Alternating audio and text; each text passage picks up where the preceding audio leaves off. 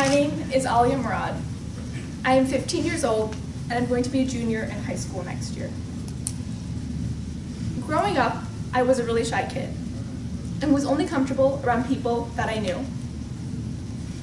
And my mom knew this, and when I entered this program, when she enrolled me in this program, and I heard about the graduation, I was terrified. I was thinking that there was no way that I was going to be able to speak in front of a large audience.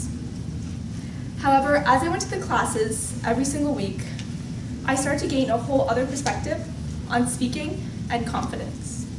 And I realized that I could do it, and I could possibly enjoy it. So today, I want to use Malala, a name you've probably all heard of, as a tool to inspire you all. She was born in 1997 in Pakistan to a Muslim family.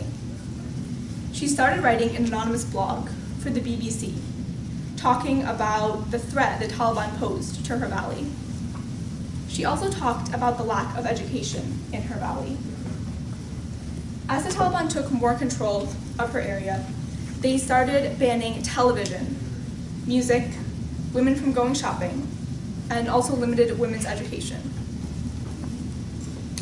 Many girls' schools were blown up, and as a result of that, students couldn't earn education, and they had to stay at home. So as Malala continued to write about the threat the Taliban posed and the lack of education in her valley, she started to receive death threats from the Taliban. Her dad considered moving her to a boarding school to keep her safe, far away from where she lived, but she didn't want to move. So after the BBC blog had ended, she was featured in a documentary, and her identity for the anonymous BBC blog was revealed. She earned Pakistan's first National Youth Peace Prize and was nominated for the International Children's Peace Prize. As she gained more popularity and started to criticize the Taliban more in her blog, the Taliban leaders decided to meet in 2012 and they voted to kill her. So one day, while she was on her bus, a masked gunman entered her school bus and asked whichever one of the girls was Malala to stand up and identify herself. He said that if she didn't identify herself, he would shoot all the other girls in the school bus. So she stood up and identified herself, and she was shot. The bullet hit her head, neck, and shoulder. She survived the initial shooting, but was in critical condition. Her major organs were failing, and she went into a coma. She was transferred from the hospital near where she lived to a hospital in the United Kingdom. Fortunately, a couple days later, she came out of her coma and started responding well to her new treatment. A little while later, she was discharged from the hospital and moved to a temporary home with her family in Birmingham. While she was in the hospital, U.S. Special Envoy for Global Education Gordon Brown visited her. He started a petition in her name. The petition was called I Am Malala, and it contained 3 demands. The first demand called on Pakistan to ensure that all of its children had access to education. The second demand called on all countries and all nations to outlaw discrimination against girls. And the third and final demand called on all international organizations to ensure that by the end of 2015, all of the world's 61 million out-of-school children were educated. So now that I've told you a little bit about Malala and her life story, what do you think inspires me about her? I have 5 qualities that I'm going to talk about today that really inspire me, and I hope will inspire you too. The first is her courage. She didn't have the easiest life, and she didn't come from the wealthiest family, but she used her resources. When she saw an injustice, she spoke about it, educating others. This takes a lot of courage, especially when a group such as the Taliban was against her.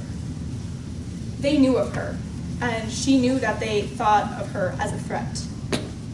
Yet she continued to fight for what she believed in. This takes a lot of courage, and it's easy for me to stand up here and say she was courageous, she was brave, she stood up to the Taliban. But when you're in that situation, it's completely different. And it's something that we should all try our best to be like. So she has a book called I Am Malala, and there are 3 quotes that I'm going to talk about today. The first quote basically says that she knew the Taliban saw her as a threat, and it didn't really worry her because she knew that everyone would die one day. So this quote really spoke to me because I tend to worry a lot, and it's just how I am. And sometimes I worry about things that I can't control. But looking at this quote a little more deeply, I realized that there's a path in life for me. And I just have to let life take its course, just like Malala did. She didn't worry about what was going to happen. She knew there was a threat. She knew that she was risking her life. But she knew that there was a destiny for her. And she was okay with that, whatever that was. Another quote that I want to talk about is her perseverance. She was very persevering. She was shot. And she went through it. She got through it. Now being shot is not an easy thing, okay? She almost lost her life. Yet she continued to fight for what she believed in. And I know we all get tired sometimes. And for me, well, either it's work or school, but for me it's school. Especially at the end of the year, when teachers just load everything onto us. I've been studying since September. I've been staying up till 12 every night. I just want to take a break. There's so many tests and quizzes, there's so much homework. But looking at her story, I realize that I have no excuse to slack off a little bit at the end of the year. Because what she went through is just something that we all could never imagine. And her perseverance is something that we should try to embody. So another quality that I want to talk about, as I said before, is her lack of a desire for revenge. So in that quote that I want to talk about, she basically says that her only regret was that she didn't get to talk to the man before he shot her. She said that she had no negative feelings towards the man who shot her. And she wasn't angry. She didn't have any revenge. This really spoke to me because I know that revenge is a very toxic and strong feeling. And it's very hard to let go of. But she let go of it just like that. And we're all prone to having these feelings, whether someone has wronged us, someone has wronged someone that we care about. But we need to let go of these feelings. If we want to reach our goals and we want to become successful, there's no way we can do it if we keep these feelings in, because it will only destroy us from the inside out. I can guarantee you that if Malala didn't let go of her feelings towards that man after he shot her, there's no way that she would have been able to accomplish what she did and have as big of an impact as she did in the world. So the last quality that I want to talk about is her compassion. Honestly, she has no reason to put the future and the education of the kids all around the globe that she doesn't even know above her own safety and her own life, but she continues to do so. The last quote that I want to talk about basically says that she wants education for every single child across the globe. She wants education for the sons and the daughters of the Taliban, and she wants education for the sons and the daughters of every single terrorist and extremist group out there. This kind of compassion is almost unmatchable. And we should try to take a little bit from it, take small pieces of it, and apply it to ourselves. Her story has really taught me that if you have a platform, and if you have status, and you can make a difference in someone else's life who's less fortunate than you, then you should.